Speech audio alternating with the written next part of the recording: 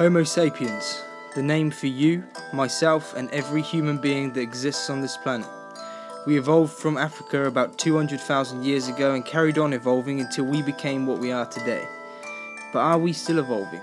Well, the Earth is predicted to be around about 4.55 billion years old, so in the grand scale of things, our species is still very young.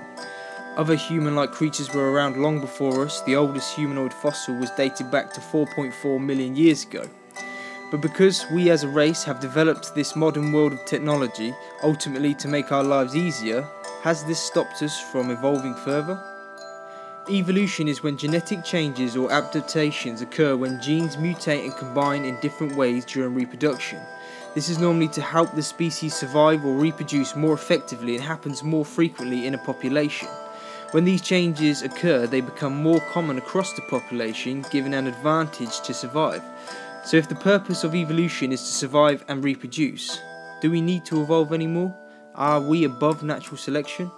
Well, human beings still have many reasons to evolve. Some of these might be the ability to be immune to certain modern viruses or the ability to be immune to high cholesterol or heart disease.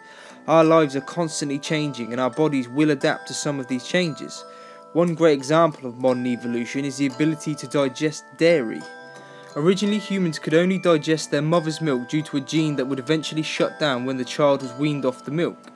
But when we started to domesticate animals such as cows, humans evolved to have a tolerance against lactose. This is thought to have happened due to the nutrients that milk would carry, giving those humans a natural advantage to survive. It is thought that this ability was still developing as early as 3,000 years ago.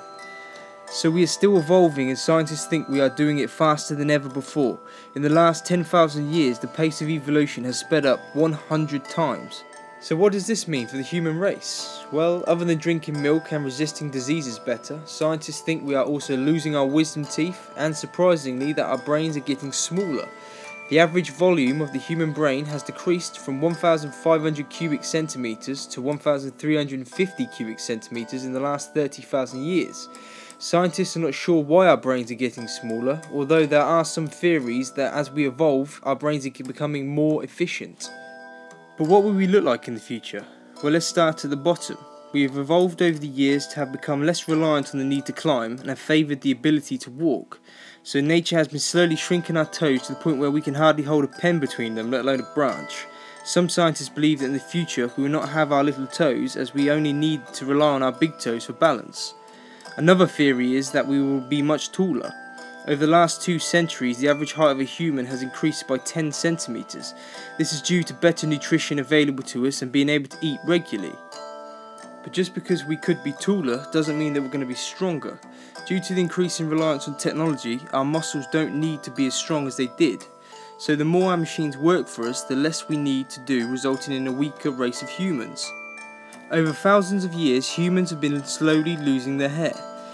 There are a number of different causes for this, but one of the main reasons is that human men are attracted to women with less hairy bodies, meaning that women's bodies could be a lot bolder in the future. Also, the fact that we tend to wear clothes to keep ourselves warm now has meant that there is no need for a big fluffy fur coat. But I think the strangest of all the changes that might happen to our bodies is our face. Scientists predict that in a few million years, humans may have flat faces, big round eyes and small noses. But by the time all these changes have occurred, the future Homo sapiens will look back at their ancestors and think we were the weird looking humans, just like we do to our ancestors.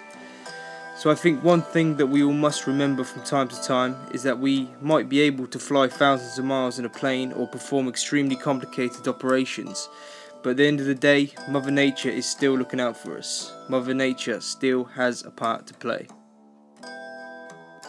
I hope you enjoyed this video and make sure you check out some of my other stuff. Leave a comment if you have any ideas about what we will eventually evolve into or if you just want to discuss the subject. Thanks for watching and I'll see you next time.